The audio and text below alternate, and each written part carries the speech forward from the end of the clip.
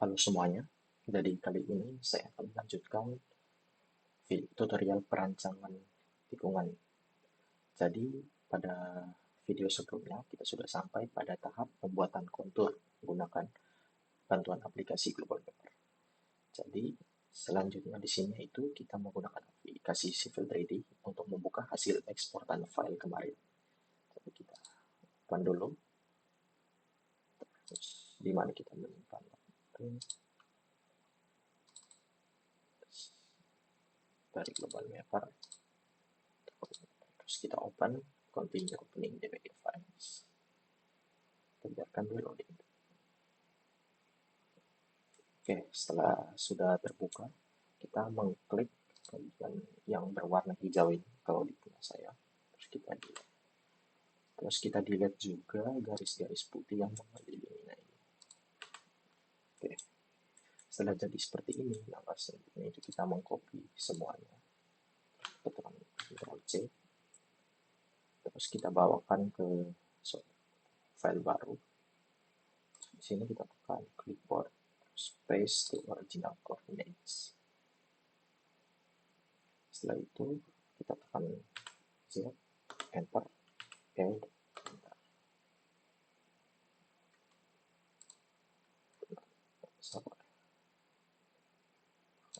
Oh ya, maaf, saya sudah coba sebelumnya. Jadi untuk apabila setelah kita mempaste kontur dari kontur Global Mapper ini, kita tekan tombol zoom dan kita akan melihat file seperti ini. Nah, selanjutnya adalah kita ke setting, terus drawing ini, edit. Nah, untuk kategoris di sini kita pilih UTM WGS 84. Terus available coordinate system kita sesuaikan dengan lokasi di mana tikungan kita dirancang. Di sini lokasi tikungan yang saya rancang itu berada di UTM WGS 84, zone 50. Oke. Setelah melakukan tadi, kita dapat mengeceknya menggunakan menu geolocation ini. Kita pilih mapnya, kita misalkan hybrid. Nah, sudah terlihat bahwa ini adalah yang sudah saya pilih tadi. Oke. Langkah selanjutnya yaitu kita buatkan kontur dengan cara kita klik surface, tambahkan di sini misalnya kontur. Dan untuk style dan render material bisa disesuaikan. Di sini saya menggunakan yang default. Oke. Terus kita pilih prospector, surface, kontur yang kita punya tadi, terus definition, and contours kita add seperti ini, tidak usah diubah, terus kita select, enter. Nah, jadi seperti ini. Nah, selanjutnya kita hide layer dari aplikasi kontur Global Mapper tadi dengan cara di sini, terus di bagian kontur line kita matikan. Kalau di sini ada kontur line intermediate sama kontur line minor, kita matikan. Nah, selanjutnya kita dapat melakukan proses pemilihan trase. Di sini adalah ada kontur, di sini ada titik awal kita, dan di sini ada titik akhir, sesuai dengan yang kita buat di video sebelumnya. Jadi untuk di sini saya sudah memilih suatu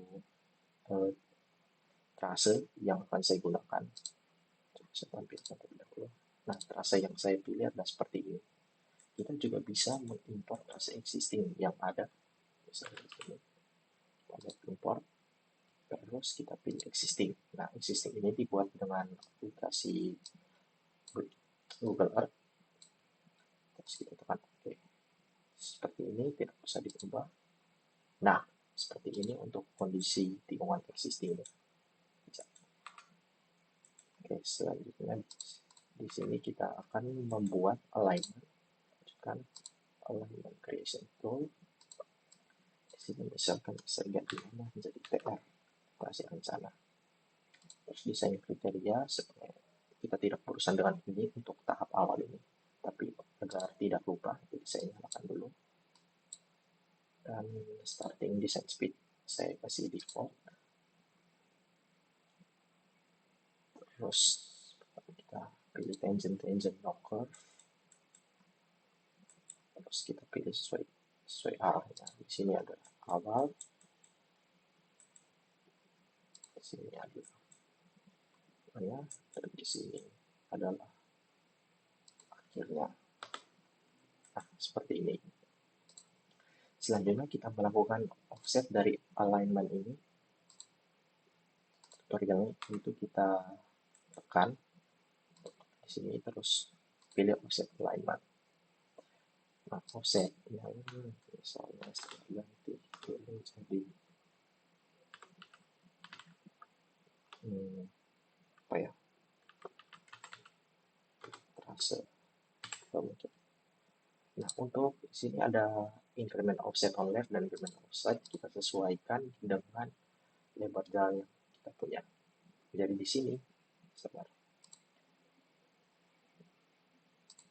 Nah, untuk ruas jalan yang saya punya itu, saya menggunakan offset sebesar 14 meter yang ditinjau berdasarkan perhitungan saya. 13 meter dimulai dari bahu jalan, terus dari badan jalan dan bahu jalan di sisi sebelahnya, atau bisa dibilang bahu luar dan bahu dalam, ditambah sama badan jalan, yaitu 13 meter. Nah, selanjutnya saya offset 14 meter karena mengingat di sebelah kiri dan sebelah kanan jalannya terdapat drainase, dan berdasarkan peraturan drainase minimal yang digunakan adalah setengah meter. Jadi masing-masing ditambah setengah meter menjadi 1. Jadi total offset yang saya lakukan adalah 14 meter total. Jadi untuk increment offset on left saya gunakan 7 meter, on right saya gunakan 7 meter. Terus kita klik OK. Nah, setelah seperti ini kita buatkan hal yang sama seperti bagian awal tadi. Kita alignment, creation tool, misalnya ini cluster, saya menggunakan kalau untuk menandakan dia di sebelah kiri. Ya, base design. Oke, kita centang dulu tangent curve, terus kita pilih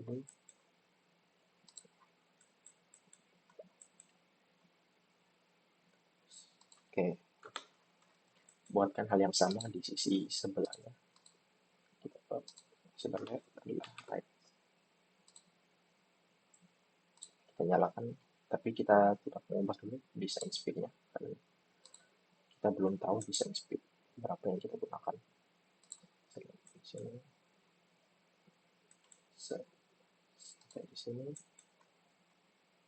dan sampai di sini. Nah, enter. Untuk ini coba oke, setelah itu kita munculkan profil di bagian kiri dan bagian kanan ya. Cara create surface profile, kita pilih sini, kita pilih yang TRL yang mana kita berasal dari nama properti TRL. Jadi kita pilih untuk di bagian profilnya ini itu TRL, kita terus select contour, add drawing profile, terus ganti namanya misalnya Medan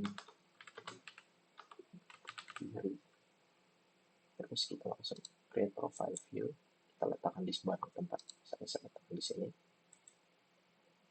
Stylenya saya ubah dulu, edit profile dan create profile view.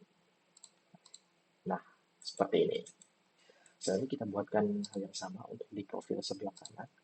Jadi kita pilih press right, select contour, add, terus drawing profile view, masukkan dan kiri, dan kanan, terus create profile view, taruh seperti sini. Oke, seperti ini. Selanjutnya adalah kita menggunakan profile, terus profile creation tool, dan kita pilih misalnya di Medan kiri. Ini untuk melihat kelas Medan. Jadi misalnya file bisa kita pilihnya di sini. Saya gunakan dulu, tidak apa-apa. Terus kita pilih draw tangent, terus pilih dari titik awal situ dihubungkan hingga ke titik akhir. Lakukan yang sama di bagian kanan seperti ini, namanya close kanan. Jadi ya saya nyalakan dulu.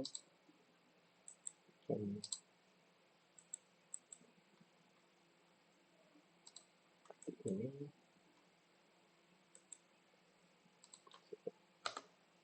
Dan enter. Oke, setelah seperti ini, selanjutnya kita ke bagian report manager, terus kita pilih bagian profile, terus kita klik incremental station elevation defense, terus kita execute. Nah, ini kita akan melihat bagaimana medan di sisi kiri dan sisi kanan dari lokasi yang kita pilih. Ya, seperti ini, kita matikan tiga ini, misalnya saya ingin melihat profile di sisi kiri dulu. Jadi kita pilih station interval, di sini saya tetap gunakan 25. Terus kita create report. Continue. Nah, setelah terlihat seperti ini, selanjutnya kita akan copy ini ke Excel kita. Selanjutnya kita lihat profil kanan dulu. Oke. Terus ini kita copy di sini untuk profil kiri. Ctrl C, terus kita paste di sheet yang ini, kita left, kita Ctrl V. Nah, kita lakukan hal yang sama. Di sini file view. Oke, dan kita paste untuk yang sisi kanan V. Oke, selanjutnya untuk menghilangkan karakter M di sini karena akan mengganggu perhitungan kita selanjutnya. And replace with, kita biarkan kosong. Replace. Oke. Nah, setelah ini kita bisa ke sheet evaluasi topografi karena memang di bagian tahap awal ini kita melakukan evaluasi topografi, didapatkan hasilnya seperti ini. Nah, untuk jarak di sini kita sesuaikan dengan jarak total offset yang kita buat tadi. Jadi untuk di sini kita dapat data seperti berikut, di mana kelas medannya ada yang datar dan ada yang perbukitan, dan hasil akumulasi semuanya dari titik awal, lihat dari STA 00 hingga STA 1 plus 117,02, didapatkan bahwa kelas medannya adalah medan datar. Seperti itu. Jadi setelah kita mendapatkan bahwa kelas medannya ada kelas medan datar, sehingga kita dapat mulai melakukan perencanaan tikungan. Jadi untuk kelas medan datar di sini saya akan menggunakan kriteria perancangan sebagai berikut. Yang mana adalah kecepatan rencana yang saya tentukan adalah 60 km per jam. Dan ruas jalan yang saya pilih adalah ruas jalan Perkutatan Antasari, yang mana berdasarkan RT RW.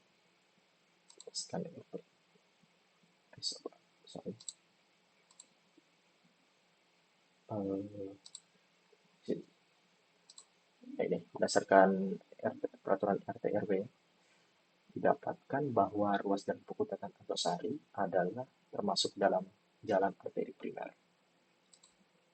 Dan untuk arteri primer di sini dilihat bahwa medannya tadi medan datar, kecepatannya itu adalah kecepatan 15 hingga 60 km per jam. Di sini saya akan gunakan kecepatan rencangan 60 km per jam. Terus spesifikasi lain adalah lebar remaja 14 meter dengan lebar lajurnya itu 3,5 meter dan lebar bahu dan bahu luar, bahu di sebelah kiri ini dan bahu di sebelah kanan ini, setelah perhitungan didapatkan hasilnya 3. Kita didapatkan data-data lainnya seperti ini. Terus selanjutnya kita akan menentukan sudut tikungan. Jadi pertama kita hapus terlebih dahulu. Delete semuanya tadi. Sama juga dengan yang ini.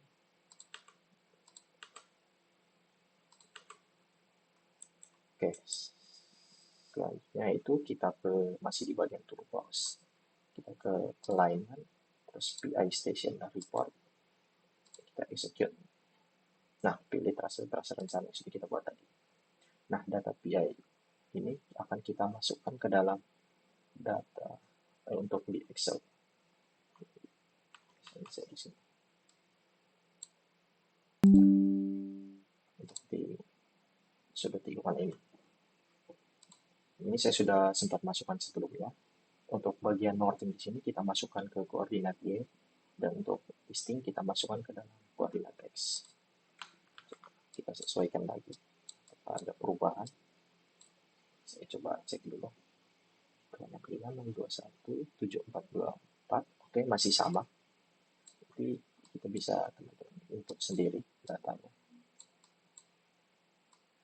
Oke, setelah kita masukkan, dia akan mengkalkulasi secara otomatis dan didapatkan bahwa sudut tikungan adalah 39,936. Selanjutnya kita dapat melakukan perancangan. Nah, untuk di sini saya akan mendesain tikungan HS terlebih dahulu. Dan di sini saya memilih bahwa menggunakan elevasi desainnya itu adalah 4%. Teman-teman juga bisa memilih elevasi desain tabel yang lain dengan catatan bahwa kriteria yang Anda pilih persyaratan semuanya adalah oke. Karena di sini saya memilih 4%, dan untuk R-nya ini kita dapat melihat pada tabel ASTO di sini, lebih tepatnya penentuan super elevasi desain. Tadi saya menggunakan nilai ED tabel 4%, 4% dari kecepatan rencana 60, 4% didapatkan R-nya adalah 479 meter. Sesuai sama ini. Terus kita lihat LX max-nya itu adalah 107,22. Jadi saya memilih LS desainnya di bawah itu. Sini saya gunakan 105. Oke, berdasarkan hasil penghitungan ini, data-data yang dibutuhkan hasilnya adalah oke. Jadi bisa digunakan. Kita lanjut kembali ke Civil 3D. Jadi pertama kita klik di sini terlebih dahulu, terus aligning properties, desain kriterianya, karena sudah ketahui bahwa desain kita yang digunakan adalah 60, jadi kita ganti dengan 60. Dan untuk ini kita menggunakan ASTO 2011 elevasi max ini 8%. Kita pilih oke. Oke, setelah sudah kita klik lagi. Terus kita pilih geometry editor. Sorry, karena kita mendesain tikungan STS, jadi kita memilih free spiral curve spiral. Select first entity-nya. Sabar.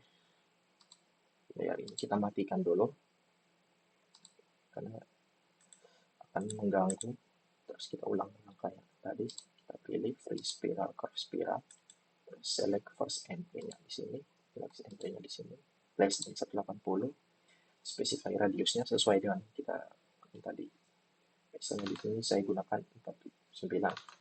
Jadi kita masukkan 479.